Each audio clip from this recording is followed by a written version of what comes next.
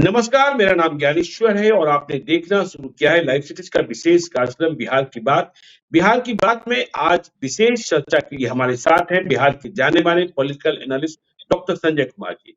संजय जी, आज तो नीतीश कुमार ने बिहार के शिक्षकों का दिल गार्डन गार्डन कर, इतने महीने से परेशान थे शिक्षक, क्या होगा क्या नहीं होगा, कहाँ तबादला हो जाएगा, कहाँ जाना पड़ेगा, वहां रहने की कोई व्यवस्था होगी कि नहीं होगी, शहरी क्षेत्र होगा कि ग्रामीण क्षेत्र होगा, और इसके लिए तमाम पैरवी सोच सिफारिश लगाए जा रहे थे। तो आज नीतीश कुमार ने ऐलान कर दिया कि नियोजित शिक्षक जहां हैं वहीं रहेंगे। दूसरा बड़ा फैसला अंतिम मुकाम पर पहुंचा कि नियोजित शिक्षकों को राज्य कर्मी का दर्जा दे दिया गया। देखिए, बीपीएससी से भी शिक्षकों की बहाली हुई और इन फैसलों से देखिए अब जो शीतकालीन मौसम है, आगे 25 तारीख से विधानसभा का सत्र भी है और ठंड भी धीरे धीरे बढ़ने लगी। अभी गुलाबी ठंड है, लेकिन नीतीश कुमार चुनावी मौसम में रंगने लगे हैं। और आज जब वह कार्यक्रम में शरीक थे, जब वह नियोजित शिक्षकों को राज्य कर्मी का दर्जा बनाए जाने का ऐलान कर रहे थे, नियुक्ति पत्र दे रहे थे, तब उन्होंने फिर से पुरानी बातें याद कराई। और देखिए, जब शिक्षक याद करते हैं तो एक बड़ी जमात को स्मरण करा दिया जाता है कि 2005 के पहले कैसा था बिहार।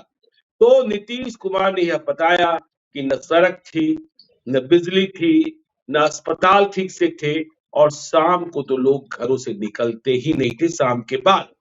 फिर उन्होंने क्या क्या किया, तो इन बातों को याद रखिएगा। शिक्षकों से उन्होंने कहा, बिहार के लोगों से कहा और मीडिया वालों से भी कहा। लेकिन एक कमी महसूस हुई कि देखिए, आप यह कह रहे हैं कि पुरनका बात को याद रखिएगा, लेकिन नयिका बात क्या है और आगे के लिए नयिका क्या है यह नहीं बताए। इस बात की कमी आज हमने महसूस की। और देखिए, यह तो बताना ही होगा कि आगे क्या आप करने जा रहे हैं। तो बिहार के लिए, बिहार के संदर्भ में, बिहार की बात में हम शिक्षकों के दिल के गार्डन गार्डन होने की चर्चा करेंगे। और नीतीश कुमार जो पुरानी बातों का स्मरण करा रहे हैं, चुनाव के लिए बिल्कुल तैयार हो गए हैं और चुनावी मैदान में निकल पड़े हैं, या यूं कहें, देखिए कार्यक्रम तो हो गया, राज्य कैबिनेट से भी मंजूरी मिल गई कि पूरे बिहार में महिला संवाद का आयोजन होगा। तो नीतीश कुमार तैयार है, शिक्षकों को खुश किया जा रहा है, नियुक्ति प्रक्रिया में तेजी लाने की बात कही जा रही है। आज उन्होंने कहा भी कि देखिए, हमने सभी को कहा है कि तेजी लाइए और जल्दी जल्दी करिए। तो बिहार चुनाव के लिए तैयार है संजय जी। आज तो नीतीश कुमार जी के संवाद से तो वही लग रहा है कि बिल्कुल चुनावी मोड में आ गए, और जिस लहजे में उन्होंने लोगों को या खास करके शिक्षकों को जो एक एड्रेस कर रहे थे, उसमें वो साफ साफ इशारा कर रहे थे कि देखिए हमने आपके लिए क्या क्या नहीं किया। आज ठीक है, वो जो नियोजित शिक्षक थे, हम लोग शुरू से इसके पक्षधर नहीं थे कि एक ही परिसर में कई तरह के शिक्षक हों। कोई शिक्षक जो पुराने बहाल हैं वो शिक्षक हों, फिर कुछ बीपीएससी से बहाल शिक्षक हों, कुछ नियोजित शिक्षक हों, एक वातावरण तो नहीं बनता था। ठीक है, आपने एक कहाँ कहते थे, ठेके वाले शिक्षक कहते थे। जी बिल्कुल बिल्कुल बिल्कुल। तो आज तो आपने एक निश्चित रूप से ऐतिहासिक फैसला लिया कि उन नियोजित शिक्षकों को, ठीक है, उनकी बहाली पंचायत के माध्यम से, नगर निकाय के माध्यम से आपने ही उसकी प्रक्रिया शुरू करवाई थी, लेकिन आज वो शिक्षक राज्य कर्मी का दर्जा पा गए। तो एक बड़ा प्रयोग, एक बड़ी बात आपने की, और आपने ये भी कहा, एक उम्मीद भी जगाई कि भाई सक्षमता परीक्षा भी 2 ही हुआ है, अभी और बाकी है, 3 बार परीक्षा और देनी है। तो सक्षमता पास जो भी लोग हैं, हम उनको राज्य कर्मी का दर्जा दे देते। और उन्होंने यह भी कहा कि देखिए, बहुत छोटी सी परीक्षा है, मामूली सी परीक्षा है। आपके जितने और जो दूसरे मित्र हैं, जो शिक्षक हैं, नियोजित शिक्षक हैं, उन्हें परीक्षा में शामिल होने के लिए कहिएगा। अरे नहीं शामिल होंगे तो कैसे होगा, छोटी सी परीक्षा, मामूली सी परीक्षा, इसका भी इशारा बार बार नीतीश कुमार कर रहे थे। नहीं, बिल्कुल बिल्कुल, और ये सकारात्मक लगा कि भाई जिस व्यक्ति ने बहाली का माध्यम जो हो, लेकिन 15 वर्ष, 18 वर्ष, 20 वर्ष तक अगर उन्होंने काम कर लिया है और अगर सरकार उनको राज्यकर्मी का दर्जा देती है तो बहुत सारी जो नीतियां हैं जो राज्यकर्मी वाले शिक्षकों पर लागू होता था अब इन पर भी लागू होगा और ये भी उसी मनोयोग से काम करने लगेंगे। आज तो 1,14,000 शिक्षकों को इन्होंने नियुक्ति पत्र भी दे दिया। बाकी शिक्षकों को भी चूंकि आचार संहिता वगैरह का कुछ मामला होगा वो लोग भी आएंगे, उनको भी ये नियुक्ति पत्र देंगे। रह गई बात कि जो इन्होंने कहा कि शिक्षा और स्वास्थ्य में हमने बिहार को बदला है और आप लोग इसके गवाह। उन्होंने तो अपनी बात कही कि मैं जब विद्यार्थी था तो मैं बख्तियारपुर के स्कूल में पढ़ता था, मेरे पिताजी स्वतंत्रता सेनानी थे, लेकिन उस समय स्कूलों की संख्या कितनी थी, आज स्कूलों की संख्या कितनी है, शिक्षक कितने हैं। और उन्होंने कहा कि 2,17,000 जो बीपीएससी से शिक्षक बहाल हुए उसमें भी 28,000 ये नियोजित शिक्षक वाले टीचर क्वालिफाई कर गए थे। तो मेरे मन में एक भाव था कि क्यों न उन शिक्षकों को भी इस भाव में न जीने दिया जाए कि चूंकि हम नियोजन इकाई से बहाल हुए हैं इसलिए हम उस तरह के शिक्षक नहीं हैं जिस तरह के शिक्षक बीपीएससी क्वालिफाई करके बने हैं। तो नीतीश कुमार के इस फैसले का पूरा शिक्षा जगत और शिक्षक परिवार, क्योंकि शिक्षक अकेले नहीं होता है, शिक्षक एक परिवार होता है, तो सब लोगों ने ये किया और नियुक्ति पत्र लेने तो जरूर आए थे लेकिन उन शिक्षकों की धड़कनें बढ़ी हुई थी कि कहीं अगर ट्रांसफर की बात हो जाएगी। और ठीक आपने कहा कि लग रहा था कि भाई ट्रांसफर का चॉइस तो जरूर 3 मांगा गया है लेकिन उस 3 चॉइस में कहां हमें भेज दिया जाएगा, यहां तो कम से कम हम सेटल हैं, वहां जाने के बाद क्या माहौल होगा, कैसी स्थिति होगी, रहने की जगह होगी। आज उन्होंने कहा एक तरह से विराम लगा दिया। हालांकि ट्रांसफर पॉलिसी पर परमानेंट कोई विराम जैसी चीज नहीं होती है, लेकिन 2025 तक बिहार विधानसभा के चुनाव तक तो अब कोई ट्रांसफर नहीं होने जा रहा है, ये चीजें तो स्पष्ट है। तो एक बड़ा इन्होंने जो एक शिक्षकों को तोहफा दिया है, जो आपने कहा कि बिल्कुल उनका दिल जो है वो बाग बाग हो गया होगा, इसलिए बाग बाग हो गया होगा कि लगा कि हमें एक साथ 2 चीजें मिली। एक तो हमारा स्थानांतरण वाली बात स्थगित हो गई कि अब ट्रांसफर नहीं होगा, और दूसरी चीज लगी कि अरे ये सारे शिक्षकों को एक तरह से ऑफर दे दिया गया कि जितने भी नियोजित शिक्षक हैं, जो मेरी जानकारी है 3,67,000 नियोजित शिक्षक अभी तक बहाल हुए हैं, उसमें 28,000 चले गए हैं बीपीएससी में, बाकी सारे शिक्षक को जिसके तरफ आप इशारा कर रहे हैं कि उन्होंने कहा कि भाई एक मामूली सी सक्षमता परीक्षा है, उस परीक्षा को पास कर लें और वो राज्यकर्मी का जो सारी सुविधाएं हैं उसके हकदार हो जाए। तो शिक्षकों के लिए वो शिक्षक जो आज नियुक्ति पत्र लेने वालों में शामिल नहीं थे उनके लिए भी एक अच्छा संदेश है। लेकिन हम लोग जो लगातार बात कर रहे हैं क्वालिटी एजुकेशन को, बिल्कुल उसी पर मैं आ रहा था जी, क्वालिटी एजुकेशन को लेकर के नीतीश जी ने आज जरूर यह वचन दिलवाया कि हाथ उठाकर कहिए कि अच्छे से पढ़ाएंगे, लेकिन केवल हाथ उठवाने से नहीं होगा नीतीश जी, मॉनिटरिंग की व्यवस्था तो करनी होगी, शिक्षकों को भी पढ़ाना होगा और शिक्षकों से बच्चों को भी पढ़वाना होगा, तभी बिहार संवरेगा। केवल आपके चुनाव जीत जाने मात्र से बिहार नहीं संवरने वाला है, बिहार को विजन की जरूरत है। और बिहार को जो हमने कहा कि पुरनका बात तो ठीक है आप याद करा दे रहे हैं, नयका बात पर भी ध्यान दीजिए। हाँ नहीं बिल्कुल, तो वही मैं कह रहा हूं कि ये जो शिक्षक जिनको आपने राज्यकर्मी का दर्जा दे दिया, जिनके ट्रांसफर वाली पॉलिसी को ही आपने स्थगित कर दिया और आपने कहा कि आपके हाथ में बिहार का भविष्य है। बिल्कुल शिक्षक राष्ट्र निर्माता है, लेकिन राष्ट्र निर्माता की भूमिका में वो है कि नहीं है, इसकी मॉनिटरिंग की भी जिम्मेवारी सरकार की है। आपके पास अगर जब तक उनको मॉनिटर करने के लिए रिसोर्स पर्सन नहीं होंगे, जब तक उनकी अकाउंटेबिलिटी आप फिक्स नहीं करेंगे कि उनकी जिम्मेवारियां क्या है, उस स्कूल के रिजल्ट के प्रति आप सीधे कनेक्टेड नहीं रहेंगे कि उस स्कूल का रिजल्ट कैसा हो रहा है, और समय समय पर उन शिक्षकों को अगर आप ट्रेनिंग नहीं देंगे कि क्या वो शिक्षक मेथड ऑफ टीचिंग जो होना चाहिए क्या उससे लवरेज है, क्या वो शिक्षक जो छात्र उनको मिले हैं उनको वो गढ़ पा रहे हैं, तराश पा रहे हैं, निखार पा ला रहे हैं उसमें, और वो बच्चे इस रूप में तैयार हो रहे हैं जो पूरे भारत में कहीं भी किसी स्कूल की तुलना में कमतर नहीं है। अगर शिक्षकों के कंधे पर जब तक ये दायित्व बोध आप नहीं देंगे, होता है ना कि दो चीजें होती हैं, अधिकार और कर्तव्य। बिल्कुल शिक्षकों के अधिकार के साथ मैं हूं और वो अधिकार आज मुख्यमंत्री नीतीश कुमार जी ने उनको दिया, लेकिन कर्तव्य का बोध कराने के लिए केवल भावनात्मक बातों से कर्तव्य का बोध नहीं होगा, उसके लिए आपको मॉनिटरिंग करनी होगी बच्चों का रिजल्ट। और कल ही हम लोग बात कर रहे थे child centred education, marks oriented school से निकलना होगा, डिग्री ओरिएंटेड जो चीजें हैं उससे निकलनी होगी, और चाइल्ड सेंटर्ड बच्चा केंद्रित अगर स्कूल बनाने में कामयाब होते हैं तो फिर मैं कहूंगा कि बिहार उद्योग का केंद्र बने न बने, शिक्षा का केंद्र तो बन ही जाएगा अगर आपकी इच्छा शक्ति होगी तब। हम उदाहरण देते हैं, केवल शिक्षा और कृषि ही है जिसके माध्यम से बिहार को आप आगे ले जा सकते हैं।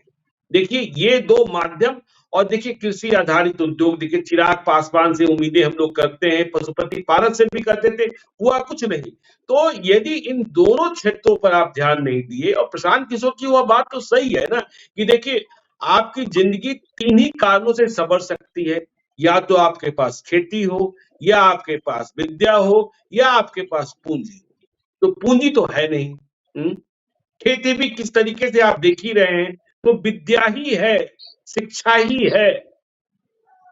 नहीं, मैं तीनों को कहता हूं कि तीनों बिहार के पास है। जिस सीडी अच्छा, रेशियो की बात हम लोग करते बिल्कुल हैं, जिस सीडी रेशियो की बात करते हैं, हाँ, ये वो तो बिहारियों का पैसा 4,61,000 करोड़ बैंकों में जमा होता है। आप उसी से पूंजी दीजिए ना, वही बैंक से ही लोन दिलवाइए, गारंटर सरकार बने। और मैं मानता हूं कि पंजाब के प्रथम मुख्यमंत्री प्रताप सिंह कैरो, जिन्होंने कैसे पंजाब को आबाद किया, किस तरह से नहरों का जाल बिछा पंजाब में, और उनकी खेत जो हैं वो सोना उगलने लगी। क्या बिहार में, अगर पंजाब में क्या किनारा कोई समंदर का किनारा है क्या? जैसा बिहार है मैदानी इलाका, वैसा ही पंजाब है। अगर उन्होंने कृषि पर एक बजट का एक बड़ी राशि खर्च की, तो आज देखिए बिहार के लोग जाकर के पंजाब और हरियाणा के खेतों में काम करते हैं, तो कृषि भी लोमी सॉइल, दोमट मिट्टी है, और जो लबालब भरी हुई नदियां, ग्राउंड वाटर, पूरे देश में सबसे ज्यादा ग्राउंड वाटर अभी भी बिहार के जमीन के नीचे है, जो बाकी राज्य उससे निकल गए हैं। तो ग्राउंड वाटर आपके पास है, पेरेनियल रिवर्स है, जो सालों भर उस नदियों में पानी रहता है, आप उसको चैनलाइज कर दीजिए। आप कह रहे हैं ना भाई कि कोसी और मेची को हम जोड़ेंगे और उसके साथ साथ हम जो पानी निकलेगा, कैनाल निकलेगा, उससे हम पानी देंगे। अब बता दीजिए कि अंग्रेजों के काल में जो सोन कैनाल बना, उस सोन कैनाल के बाद बता दीजिए कि कोई ऐसा कैनाल का कोई प्रोजेक्ट आया हो जो किसानों के खेतों तक पानी पहुंचा दे। तो अगर कृषि और कृषि जनित उद्योग जिसके तरफ आप इशारा कर रहे हैं, कुछ नहीं, एग्रो वेस्ट इंडस्ट्री को केवल आप आयाम दे दीजिए। दूसरी बात, पूंजी, जो बैंकों में पैसा है, दूसरे राज्यों में, गुजरात और कर्नाटक में देख लीजिए कि उसका पैसा जमा होता है तो पूंजी के रूप में उस राज्य के लोग कितना इस्तेमाल कर लेते हैं। और बिहार का रेशियो क्या है, 1 लाख तक देते देते बैंक कहने लगते हैं कि नहीं नहीं हम अब नहीं दे पाएंगे। और तीसरी चीज, जिस शिक्षा की बात आप कर रहे हैं, मेधा के लिए तो भाई हम कहते हैं कि बिहार से बेहतर कोई जगह नहीं हो सकती है। आईटी पार्क के लिए कौन समुद्र की जरूरत है? पूना, बंगलोर जो आज बना हुआ है आईटी सिटी, बिहार भी तो आईटी सिटी बन सकता है। इसके लिए तो कोई समंदर का किनारा नहीं चाहिए। सारे सॉफ्टवेयर और हार्डवेयर में काम करने वाले बच्चे बिहारी मिल जाएंगे, देश में भी और विदेश में भी। आप आईटी पार्क बना, दुनिया भर में। मैं कल रात में न्यूयॉर्क बात कर रहा था, किसी इंडियन से बात कर रहा था, बिहार के ही रहने वाले हैं। उन्होंने डॉक्टरों की एक सूची भेजी जो वहां बिहार के रहने वाले हैं, न्यूयॉर्क में, वॉशिंगटन में, कैलिफोर्निया में। मैं जानकर दंग रह गया कि इतनी बड़ी संख्या में बिहारी, और सारे के सारे एक्सपर्ट्स हैं, समझे। तो वो मुझे सलाह दे रहे थे कि देखिए ज्ञानेश्वर जी, आपको एक शो एनआरबी के लिए, देखिए वो एनआरआई हो गए हैं, लेकिन वो कहते हैं मूल रूप से हम एनआरबी हैं। तो और बिहार के प्रति आज भी मेरा प्रेम है। तो इतनी बड़ी संख्या है जो बिहार के लिए अभी भी सोचते हैं। बिहार में कुछ भी होता है, बिहार में कोई छोटी मोटी घटना हो जाए तो अमेरिका में बैठे लोगों को क्या फर्क पड़ेगा, लेकिन उनको लगता है मेरा बिहार और मेरा बिहार कैसे आगे जाएगा। तो संजय जी, आज तो शिक्षकों का दिल जीत लिया नीतीश कुमार ने। चलिए, वोट बैंक भी बन सकता है। अब आगे वह महिलाओं से भी संवाद करने जा रहे हैं। तो नीतीश कुमार की चुनावी तैयारी तो शुरू हो गई और प्रशांत किशोर तो पहले से ही, तेजस्वी यादव को लगना होगा। नीतीश कुमार ने आज यह भी दिखाया कि हम फिट हैं, और जब वह पूरे बिहार की यात्रा पर निकल रहे हैं तो इसका मतलब डॉक्टरों ने कह दिया है कि आप बिहार भर की यात्रा कर सकते हैं। तो शिक्षकों का दिल जीतने के बाद महिलाओं की ओर नीतीश कुमार मुखातिब होने वाले हैं, जो उनका आधार वोट है। और कहा जाता है कि बिहार में महिलाएं नीतीश कुमार के साथ, मैं 2024 के इलेक्शन में मैं सारण में था, महाराजगंज में था, मैं किसी और कार्यक्रम में गया था, चुनाव को कवर करने नहीं गया था, मैं एक स्थानीय बाजार में रुका था। मैंने सब्जी बेचने वाली एक महिला से पूछा कि क्या हाल चाल है, किसको वोट, तो सीधा सा जवाब था कि कोई चिनवा नहीं न छीना है। तो अब नीतीश कुमार शिक्षकों का भरोसा अब जीते हैं। जब नीतीश कुमार रणनीति के तहत आगे बढ़ते हैं तो एक एक पड़ाव आगे वह फतह करते चलते हैं। अब किधर लगता है आपको कि नीतीश कुमार आगे बढ़ेंगे? नहीं, वो तो उसके गवाह रहे हैं ना। नीतीश कुमार अगर महिला सशक्तिकरण किया तो महिला संवाद के लिए अगर वो निकल रहे हैं, देखिए स्कूल के बच्चियों को साइकिल, ये बिहार इसका एक ऐतिहासिक उदाहरण पेश किया है पूरे विश्व में। और वो कतार में जाती हुई साइकिल से लड़कियां, जीविका दीदी, आप अगर लोकसभा का चुनाव कवर कर रहे होंगे तो बिहार में इस बार भी कई लोकसभा का चुनाव जो एनडीए ने जीता है वो जीविका दीदियों के वजह से जीता है। सबसे बड़ा बेगूसराय, बिल्कुल, जीविका दीदी। उसके बाद शिक्षक और शिक्षिकाएं, जिसके दिल में नीतीश कुमार ने जगह बना ली। मैं बता रहा हूं ना कि 3,67,000 नियोजित शिक्षक में अगर 28-30,000 बीपीएससी में चले भी गए, और अगर 3 लाख नियोजित शिक्षक अगर सरकारी कर्मी बन जाएंगे तो उनके पुरुष और महिला शिक्षकों को, शिक्षक और शिक्षिकाओं को मिला करके एक बड़ा वोट बैंक नीतीश कुमार के लिए खड़ा हो जाएगा कि नीतीश कुमार ने ही हमें राज्य कर्मी का दर्जा दिया। तो महिलाओं के सशक्तिकरण, महिलाओं को 35% रिजर्वेशन, आज जो बेटियां जो राइफल ले करके सड़कों पर खड़ी रहती है, निश्चित रूप से अच्छा लगता है कि बिहार की बेटियां कितने डिसिप्लिन तरीके से खड़ी हैं, और इसमें नीतीश कुमार का योगदान तो है।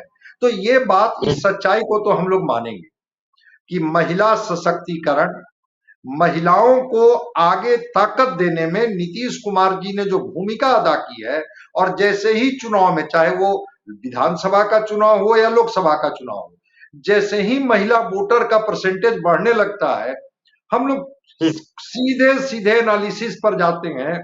अधिक महिला वोटर का मतलब ये वोटर नीतीश कुमार के, महिलाएं नीतीश कुमार के प्रो मानी जाती है। तो अगर महिला, शराबबंदी भी नीतीश कुमार ने किया था इन्हीं महिलाओं के आवाज पर, महिलाओं ने ही आवाज उठाई और उन्होंने कहा कि ठीक है, हम आप कहते हैं। तो उस समय तो पंचायत लेवल पर ये शराब की दुकानें खुलवा रहे थे, और कितनी शराब की फैक्ट्रियां थी सबको पता है, रेवेन्यू का ये था। महिलाओं के ही आवाज पर इन्होंने शराबबंदी की थी। महिला संवाद यात्रा के माध्यम से ये महिलाओं को समझाने की कोशिश करेंगे घूम कर, ये आपके सशक्तिकरण के लिए, आपकी मजबूती के लिए और आपकी भागीदारी के लिए, चाहे वो राजनीतिक भागीदारी हो, सामाजिक भागीदारी हो या आर्थिक सशक्तिकरण हो, हमने जो किया है, आप इसको अगर मानते हैं तो आपने जो इशारा किया कि क्या ये चुनाव की पटकथा लिख दी गई, बिल्कुल। आज उस अधिवेशन भवन से 2025 के चुनाव की पटकथा लिख दी गई। और महिला संवाद यात्रा, नीतीश कुमार तो कहते भी हैं हर चुनाव में कि देखिए, मैं वोट मांगने नहीं आता हूं, मैं मजदूरी मांगने आता हूं जनता से। नहीं, बिल्कुल, मजदूरी मांगने का अधिकार सारे पॉलिटिकल पार्टियों को है। और अगर नीतीश कुमार ने महिला सशक्तिकरण किया है, महिलाओं को ताकत दी है, आवाज दी है, उनको जगह दी है, 35% का रिजर्वेशन का फायदा उनको दिया है। तो नीतीश कुमार को उनसे वोट मांगने का पूरा नैतिक अधिकार भी है, राजनीतिक अधिकार भी है। तो नीतीश कुमार ने आज शिक्षकों को, जिसको आप कह रहे हैं कि गार्डन गार्डन कर दिया, और दूसरी तरफ जो महिला संवाद यात्रा में निकल रहे हैं, महिलाओं को बताएंगे कि आप कहां खड़ी थी, आज आप कहां हैं, और उसमें जीविका दीदी से लेकर के महिला शिक्षिका, पुरुष शिक्षक के परिवार, और ये जो बच्चियां जो उस समय साइकिल लेकर के निकली थी और आज कहीं ना कहीं कोई जगह पर खड़ी हैं, और वो राइफल लेकर के खड़ी हुई वो बेटियां, हम समझते हैं कि इसके तरफ इशारा जब नीतीश कुमार करेंगे, महिलाओं को गोलबंद करने में शायद इनकी यात्रा एक महत्वपूर्ण भूमिका अदा करेगी। नहीं, ठीक है, यात्रा महत्वपूर्ण भूमिका अदा करेगी, लेकिन वही बात जो हम कह रहे थे, पुरनका बात तो नीतीश कुमार याद करा रहे हैं, 2005 के पहले वाली बात, और इसका जवाब तेजस्वी यादव दे नहीं पाते हैं। वह लालू यादव का जो शासनकाल है वह बैगेज बना हुआ है तेजस्वी यादव के लिए, लेकिन नीतीश कुमार नई का बात नहीं बताते कि आगे करेंगे क्या, आगे करेंगे क्या, आगे बिहार किस रास्ते पर आगे बढ़ेगा और किस तरीके से हम देश दुनिया को कम्पीट करेंगे, इस बात की जानकारी नहीं देते हैं। और हर एक आदमी जो जाति से ऊपर, जो सामान्य ज्ञान की एक सीमा से ऊपर की सोच रखता है, जो बिजली सड़क पानी से आगे की सोच रखता है, वह यह सवाल पूछता है, यहाँ आपने किया तो बहुत है, लेकिन आगे आप क्या करेंगे यह बताइए। क्योंकि देखिए, दुनिया में उदाहरण रहे, न्यूजीलैंड की प्राइम मिनिस्टर ने किस उम्र में प्रधानमंत्री के पद से इस्तीफा दे दिया, क्योंकि आगे के लिए विजन नहीं था और ईमानदारी से कबूल किया। तो नीतीश कुमार से भी इस बात की उम्मीद तो की ही जानी चाहिए ना कि पुरनका बात सही है, नयिका बात बताइए। 2005 में जब आप आए तो देखिए, शांति व्यवस्था सबसे जरूरी बात थी।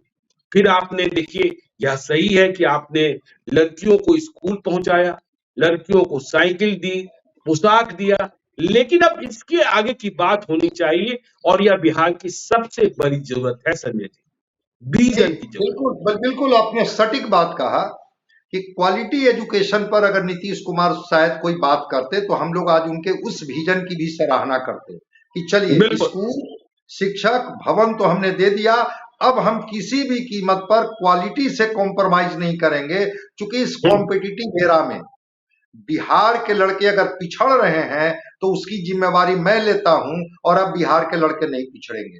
तो ये जो एक विजन की बात इन्होंने नहीं की, इन्होंने इसकी बात नहीं की कि इंडस्ट्रियलाइजेशन के लिए हम क्या करेंगे, इसका कोई विजन या कोई ब्लूप्रिंट। ठीक है, एग्रो बेस्ड इंडस्ट्री ही हो, लेकिन एग्रो बेस्ड इंडस्ट्री का कोई विजन, कोई ब्लूप्रिंट।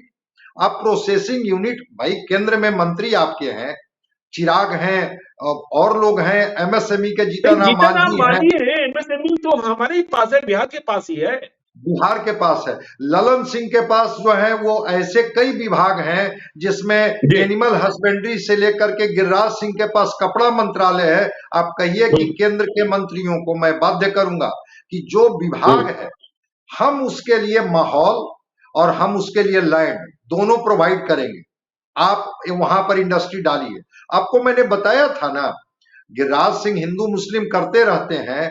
तमिलनाडु में इस बार मंत्री बनने के बाद 20-20 कपड़ा की मिलें खुल गई, बिहार के हिस्से में 1 या 2 आई।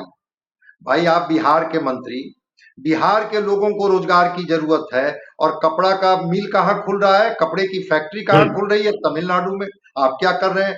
Nitish Kumar agro based industry पर ही केवल बात करें ना। और तीसरी बात, तो हम पलायन रोकेंगे। बिल्कुल आपने सही कहा कि मैं सहमत हूं, आपने जो किया उस सच्चाई से कौन इनकार कर सकता है। लेकिन क्या बदलते हुए वैश्विक परिदृश्य में बिजली, सड़क, पानी से ही ये बिहारी बच्चों का भविष्य जो है संवर जाएगा? ये 40 लाख मजदूर जो कोरोना में लौटे, जिसको आपने कहा था कि हम स्किल मैपिंग करा के बिहार से बाहर नहीं जाने देंगे, वो फिर लौट गए। पलायन का दंश झेलता हुआ बिहार जो ट्रेनों में भर भर कर गाड़ियों में जा रही है। आपने न्यूजीलैंड के प्रधानमंत्री का बहुत ही सटीक उदाहरण दिया कि अगर आगे का कोई ब्लूप्रिंट और कोई विजन नहीं है। बिल्कुल। तो केवल अब पुराने गाथा को गाते रहने से कि हमने कैसे बदला है बिहार को, बिल्कुल जब आप बदले तो आप बदलाव के वाहक बने, लेकिन अब तो बिहार ठहरा हुआ है। इस नहीं, ठहरे हुए बिहार, उदाहरण है ना संजय जी, उदाहरण है ना। इसमें भी कहाँ कोई देखिए दिक्कत है मानने में कि लालू यादव ने शोषितों और वंचितों को जुबान दे दी, लेकिन जुबान देने के बाद आगे कुछ नहीं किया, इसलिए वो विदा हो गए, जंगल राज का ला गया। बिल्कुल आपने बहुत कुछ किया, आपने बिहार में विधि व्यवस्था सुधारी, आपने बिजली की व्यवस्था सुधारी, आपने हॉस्पिटल भी बनाए और आपने स्कूल्स भी खोले। ठीक है, वहां पढ़ाई कैसी है, पढ़ाई तो है ही नहीं, मैं मानता हूं, लेकिन आगे क्या, बिजली सड़क पानी के आगे क्या? और हरेक प्रदेश अब बिजली सड़क पानी के आगे सोच रहे हैं। मध्य प्रदेश भी पिछड़ा था, छत्तीसगढ़ भी पिछड़ा था, उड़ीसा भी पिछड़ा था, कैसे कटक की जगह भुवनेश्वर बन गया, यह हमने और आपने देखा है ना। भाई, मध्य प्रदेश और उत्तर प्रदेश बीमारू राज्य में आता था बिहार के बिल्कुल। साथ। एग्रीकल्चर का बजट का 19% शिवराज सिंह चौहान ने कृषि पर खर्च करके बीमारू राज्य से उसको निकाल दिया बाहर, मध्य प्रदेश को। और उत्तर प्रदेश ने इंडस्ट्रियलाइजेशन करके और नेशनल हाईवे पर कई कॉरिडोर डेवलप करा करके उसको बीमारू राज्य से बाहर निकाल दिया, जबकि उत्तर प्रदेश की जनसंख्या करीब करीब आपकी दुगनी है। उत्तर प्रदेश और मध्य प्रदेश बीमारू राज्य से बाहर निकल गया। जो आपका पड़ोसी है वह भी हिंदी प्रदेश है, वह भी समंदर का किनारा लिए हुए नहीं है। बिहार क्यों नहीं बीमारू राज्य से बाहर निकल पा रहा है? तो आप आईटी पार्क कितना बनाए बता दीजिए। और देखिए नैरेटिव कैसे खराब होता है। अभी छठ में मेरे कई जानने वाले लोग दिल्ली से पटना आए, बिहार के दूसरे हिस्से में आए, वो बोले पूर्वांचल एक्सप्रेस तक तो बिल्कुल ठीक था, लेकिन इसके बाद जैसे ही बिहार में घुसे, सड़कें खराब नहीं है, सिस्टम खराब है। इतना लंबा जाम, कोई देखने वाला नहीं, बाएं पार्किंग दाएं पार्किंग, जहां यहां गाड़ी खड़ी है वहां गाड़ी खड़ी है। सड़कें ठीक हो गई है, लेकिन वही हमने कहा ना कि स्कूल की बिल्डिंग बन गई, टीचर बहाल हो गए, लेकिन क्वालिटी को कौन देखेगा? तो जब यह पीड़ा होती है तो देखिए सूबे के प्रति नैरेटिव खराब, परसेप्शन खराब हो जाता है कि पूर्वांचल एक्सप्रेस तक तो ठीक है, मतलब योगी आदित्यनाथ के राजपाट तक ठीक है, लेकिन जैसे ही आपके यहाँ प्रवेश किए तो मालूम हुआ कि 2 घंटे की जगह 6 घंटा लगेगा कि 8 घंटा लगेगा, कुछ पता ही नहीं है। वही तो कह रहे हैं कि सिस्टम पर जब तक आपकी पकड़ नहीं होगी, स्कूल खिचड़ी से बाहर नहीं निकलेगा, कॉलेज डिग्री से बाहर नहीं निकलेगा, तब तक आपके बच्चे प्रतियोगी तैयार नहीं होंगे। प्रतियोगिता का मतलब होता है दूसरे से अधिक योग्य। तो इस राज्य में और देश के जितने राज्य हैं उनसे अधिक योग्य आपके बच्चे होंगे, तब तो क्वालिफाई करेंगे। आप उनको योग्य बनाइए। तीसरी चीज, जिन शिक्षकों को आपने आज नवाजा राज्यकर्मी का दर्जा देके, उन शिक्षकों को अकाउंटेबल भी बनाइए कि आपके स्कूल से पढ़ने वाले बच्चे को मैं देखूंगा कि उसका लेवल क्या होता है, उसका एक ग्रेडिंग मैप भी तैयार कीजिए। तो अगर शिक्षा की व्यवस्था ठीक कर दे, चिकित्सा, अगर पटना को छोड़ दीजिए, सुपर स्पेशलिटी हॉस्पिटल कितने जगह हैं बाहर में भाई, डिस्ट्रिक्ट तो बिहार के टाउन है। अच्छी सड़कों के बनने के बाद जिस तरह से रोड एक्सीडेंट की घटनाएं बढ़ी हैं, ट्रॉमा सेंटर आपको पटना के आसपास मिलेगा और नहीं तो उनकी रास्ते में मौत हो जाती है। तो अगर आपने चिकित्सा को नहीं सुधारा, शिक्षा को नहीं सुधारा, और यहाँ पर जो एग्रो बेस्ड इंडस्ट्री की संभावनाएं हैं, किसानों के 4-4 कृषि रोड मैप के बाद भी क्या किसानों के खेत में पानी मिला? आज तक किसान जब वर्षा ऋतु आती है तो आकाश के तरफ देखते रहते हैं, और पंपिंग सेट से जो वो पानी निकाल रहे हैं, वो ग्राउंड वाटर भी अब धीरे धीरे समाप्त हो रहा है, बारिश तो कम हो रही है। तो अगर आपने उन किसानों के खेतों तक पानी नहीं पहुंचाया, अगर उन बच्चों को कॉम्पिटिटिव नहीं बनाया, उसी स्कूल और उसी कॉलेज के माध्यम से ये बिहार के बच्चे यूपीएससी से लेकर के सारे टेक्निकल एजुकेशन में झंडा गाड़ देते थे। आपकी एक बात मुझे बराबर, संजय जी आपको याद होगा, देखिए बहुत पुरानी बात नहीं है, 90 तक लगता है चला ही है कि हर एक शिक्षक और हर एक डॉक्टर के पास एक काले रंग की रजिस्टर नहीं कहे डायरी होती थी और उसके पीछे भीतर हरे पन्ने होते थे, वो सर्विस बुक कहा जाता था। तो सर्विस बुक जो उनके कंट्रोलिंग अफसर लिखा करते थे, तो मास्टर साहब बड़े परेशान रहा करते थे कि कहीं मेरा सर्विस बुक खराब ना हो जाए। अब तो कोई देखने ही वाला नहीं है, अब तो कोई देखने ही वाला नहीं है, सब एक मतलब धर्रा बन गया है। तो न सर्विस की फिक्र है, न सर्विस बुक की फिक्र है।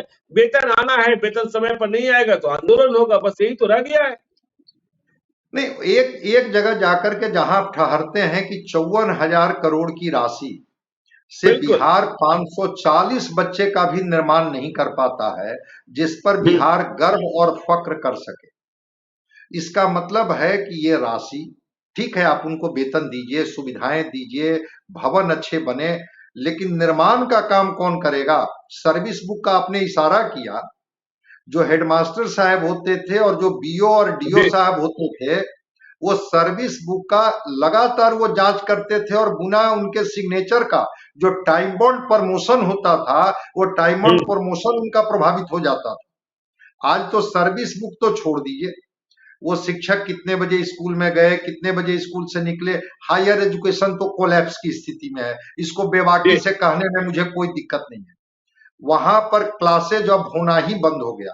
पटना यूनिवर्सिटी के बारे में कई बार हमने आपसे चर्चा की थी कि गेस्ट टीचर से पटना यूनिवर्सिटी चल रहा है। कई हम्म। डिपार्टमेंट ऐसे हैं जहां एक टीचर बच गए हैं। अब वो गेस्ट टीचर क्या वो पढ़ा रहे हैं, अब तो वही बता सकते हैं कि क्यों उनको नियुक्त किया जा रहा है। तो जब तक अब शिक्षा, एक चीज केवल बिहार में नीतीश जी। कुमार जी केवल अगला कोई ब्लूप्रिंट हो, कहें कि हम्म। हम बिहार की शिक्षा को सुधार करके ही दम लेंगे, एक शिक्षा केवल सुधार दें। बाकी मैं मानता हूं कि लगेगा कि नहीं, अभी भी इनके पास कमिटमेंट और विजन बचा हुआ है। जो ये कह रहे हैं कि ये कब तक पीछे का ये रील बजते रहेगा, भाई देखिए हम ही ने न किया, हम ही ने न इसको बनाया, क्या यहाँ था? बिल्कुल कुछ नहीं था, तब तो जनता बार बार आपको नहीं, मैंडेट मैं दे तो रही है। मैं तो उतनी की भी बात नहीं करता हूँ संजय जी, मैं तो बस उतनी की बात करता हूँ कि जिस जमाने में नीतीश जी स्कूल में पढ़े, कॉलेज में पढ़े, यदि उसी जमाने के स्कूल और कॉलेज को उसी स्टैंडर्ड के बना दें आज के परिवेश में, तो बिहार की समस्या का बहुत सारा अंत हो जाएगा। पूरी तरह से मैं सहमत हूं, पूरी तरह से मैं सहमत हूं कि जिस तरह के स्कूलों में वो पढ़े हैं, उससे कई गुना आज अच्छे स्कूल के भवन बन गए हैं। उनके जी। लाइब्रेरी में किताबें आ गई हैं, उनके लेबोरेटरी में लैब के सामान यही बिहार की सरकार ने भेजी है। लेकिन बिल्कुल। अगर लैब के ताले नहीं खुल रहे हैं, हम्म। लाइब्रेरी में किताबें इशूज नहीं हो रही है और क्लासरूम में टीचर पढ़ा नहीं रहे हैं, क्या इसको सरकार की नाकामी नहीं मानी जाएगी कि बिल्कुल। सरकार की मॉनिटरिंग कमजोर हो गई है? और अगर सरकार की मॉनिटरिंग कमजोर हो गई है, तो फिर अकाउंटेबल बनाइए स्कूल को। आपने कल ही कहा हम्म। था ना कि भाई जिला में, थाने में आप जिम्मेवारी सौंपते हैं ना कि ये परफॉर्म किए, हाँ। इन्होंने परफॉर्म नहीं किया। आप स्कूलों को, कॉलेज को आप ग्रेडेशन करते हैं ना, आप उसको टास्क दे दीजिए। चमचमाते हुए भवन से अच्छा है कि बरगद के पेड़ के नीचे बैठ के बच्चा पढ़ ले। लेकिन अगर शिक्षक बिल्कुल। पढ़ाने वाला होगा तो मैं समझता हूं कि वो बेहतर कर जाएगा। नालंदा का खंडहर भी आज ये बताता है कि शिक्षक बहुत अच्छे थे वहां। वहां आलीशान भवन था, इससे ज्यादा वहां था अरे ना, कि पूरे, हम और आप तो गुरु वशिष्ठ की परंपरा से आए हैं ना, जो हमारा जो भारतीय सभ्यता है। हाँ, क्या था, क्या था। जी आप नालंदा की बात कर रहे हैं। और नीतीश जी, अंतिम बात वही बात कि देखिए, आपने आज शिक्षकों का दिल गार्डन गार्डन कर दिया है, लेकिन जब कभी आगे बोलिएगा तो यह भी बताइएगा पुरनका बात के अलावा कि नयका आप क्या करने जा रहे हैं, क्योंकि आपसे उम्मीदें अभी हैं। यदि आपकी सेहत ठीक रही तो आपसे उम्मीदें हैं, और बिहार की जनता का भरोसा अभी आपसे टूटा नहीं है। तो बिहार की जनता यदि आप पर भरोसा करे आगे, लेकिन ब्लूप्रिंट चाहिए, क्योंकि तेजस्वी यादव को तो आप समझा देते हैं 2005 के पहले, लेकिन प्रशांत किशोर को क्या जवाब देंगे, जो नए नए सवाल लेकर चले आते हैं। तो बिहार फिर की फिर बात इसी मैं तरीके से। फिर मैं जी। नागार्जुन की बस एक पंक्ति से अपनी बात को समाप्त करूंगा कि जी। नागार्जुन कहते हैं कि फटी भीत है, जो स्कूल होते थे मिट्टी के बने होते बिल्कुल। थे, हम्म। छत चूती है आले पर बिस्तुरिया नाचे। छिपकिली को कहा जाता है मिथिला में, मैथिली भाषा में बिस्तुरिया। फटी भीत है छच्चूती है, आले पर बिस्तुरिया नाचे।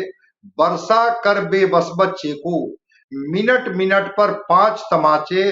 ऐसे ही दुखहरन मास्टर गढ़ता है आदम के साचे। जरा उस मास्टर साहब को जगा दीजिए। क्या हाँ, उस मास्टर साहब को जगा दीजिए और बिहार देखिए कैसे संभल जाएगा। तो बिहार की बात आगे भी हम जारी रखेंगे। आप देखते रहिए लाइव सीरीज को। यदि अब तक आपने हमारे यूट्यूब चैनल लाइव सीरीज को सब्सक्राइब नहीं किया है तो जरूर कर लीजिएगा, और यदि इस वीडियो को आप फेसबुक पेज के माध्यम से देखेंगे तो पेज को लाइक कीजिएगा। हैंडल एक्स पर भी हमें फॉलो कीजिए। धन्यवाद।